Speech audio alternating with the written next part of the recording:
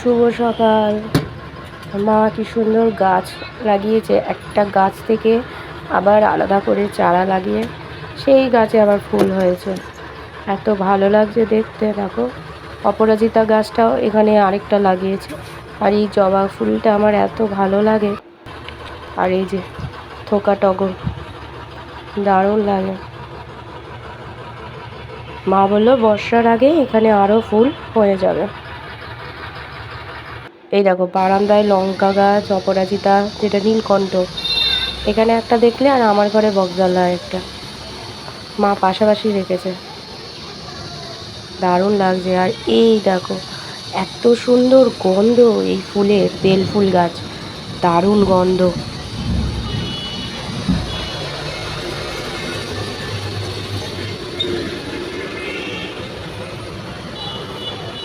নয়নতারা আর দোপাটি ফুল, যেটা টাইম ফুল বলে অনেকে, পুরো ভর্তি আমাদের বারান্দায়। হলুদ colour, pink colour, snake planet, এই গাছটা, দুটো গাছ মা এক জায়গায় করেছে, আবার আলাদা টবেও বসিয়েছে। আর যেগুলোতে ফুল হয়নি এখনও, মা বললো বর্ষার আগে হয়ে যাবে। মা যা যত্ন নেয়। এই দেখো বেশ ভাল লাগে বারান্দায় ঘুম থেকে উঠে সকালবেলা এই বারান্দায় যদি আসি, এত ভালো লাগে। লোকের ছাদ বাগান, কিন্তু আমাদের বারান্দায় এখন বাগান।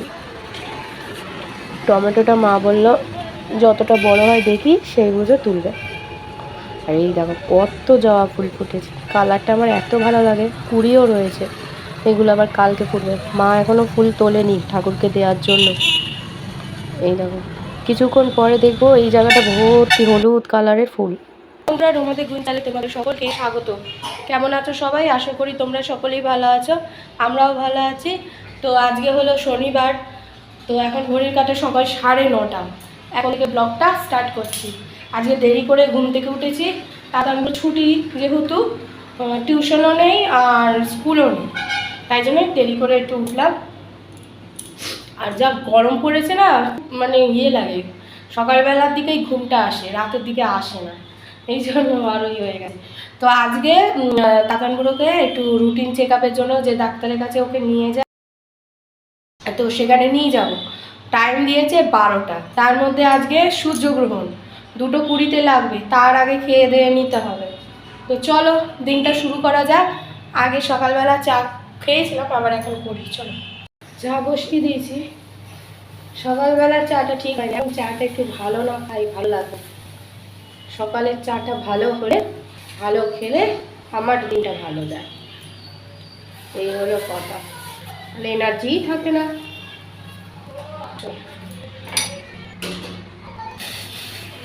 আরেকজন থেকে উঠে ঠাকুর ঘরে বসে পড়েছে দিদুনের সাথে।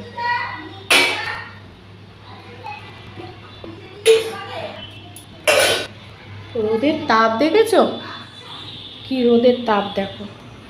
আর ওই দেখো লাইটিং লাগানো হয়ে গেছে, বুঝেছো? লাইটিং লাগানো হয়ে গেছে, যখন জোরে মাঠ চলবে আর দেখতে হবে না।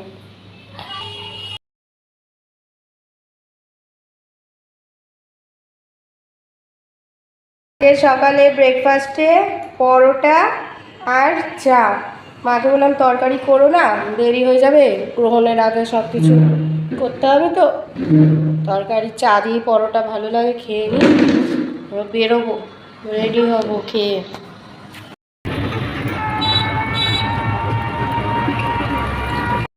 বসে আছে, এখনও টাইম আসেনি, পৌঁছে গিয়েছিলাম 12:15টার মধ্যে। এখনও অনেকেই আছে পেশেন্ট। পেশেন্ট মানে ছোটো ছোটো বাচ্চা, দেখতে কি ভালো লাগছে। বাড়ি এসেছি অনেকক্ষণ, এবার খেতে দিয়েছে মা। এই দেখো তুলসী পাতা দিয়ে রেখেছে মা, টক দই, এখানে ভেন্ডি আলুর তরকারি, সোয়াবিনের তরকারি আর ডাল। চলো খেয়ে নিই।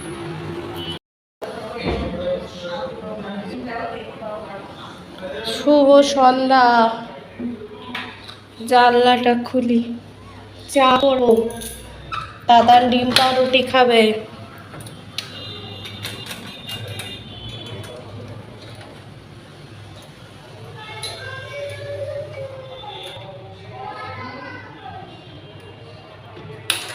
ওই দেখো আমাদের ঈদের লাইটিং স্টার্ট।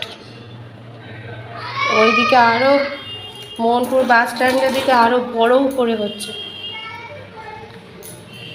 পুজোর মতো প্যান্ডেল ফ্যান্ডেল নিয়ে। এই পাউরুটি আনা হয়েছে, মা সব কিছুতে দেখো তুলসী পাতা দিয়ে রেখেছে, ডিম দিয়ে। ও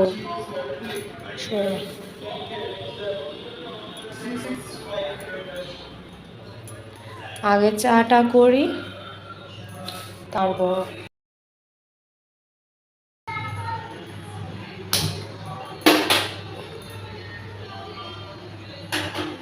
কালকে থেকে এত জোরে মাইক চলবে না, সে আর বল মতো না। এত জোরে মাইক চলবে, কথা বলা কথা শোনা কিচ্ছু যাবে না। চিনি চাপা দিয়ে দিয়েছি, একটু আদা দেবো।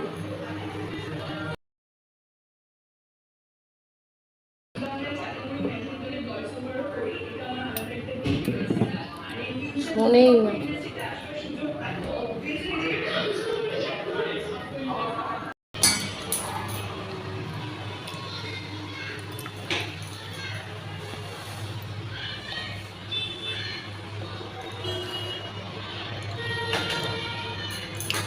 আমাদের এখানে বড় করে ইফতার পার্টি হচ্ছে, সব আসে যায়। আমাদের এখানে কলেজের স্টুডেন্টগুলো কি করে, সন্ধেবেলা ভালো ভালো ইফতারে খাওয়া দাওয়া হয় বলে তারা মসজিদে ঢুকে খেয়ে আসছে। অন্য ধর্মের তাও তারা খাওয়ার লোভে মসজিদে ঢুকে খেয়ে চলে যাচ্ছে। কলেজে যে স্টুডেন্টগুলো এখানে হোস্টেলে থাকে, কি অবস্থা। চলো এগুলো নিয়ে যাই ঘরে। ডিমের সব কেটে নিয়েছি। আজকে মার মাথায় ভূত চেপেছে, যত পুরনো দিদি নাম্বার 1 আছে ইউটিউবে সব দেখছে। কি অবস্থা, দিদি নাম্বার 1-এর ভূত চেপেছে।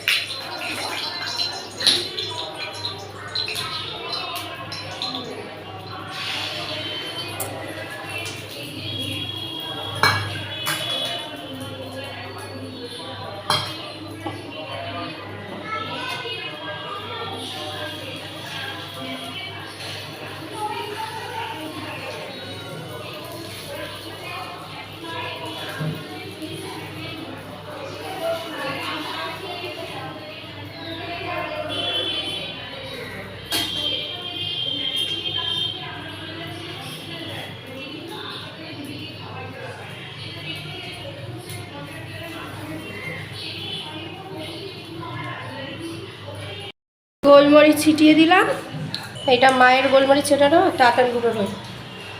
চলো হয়ে গেছে।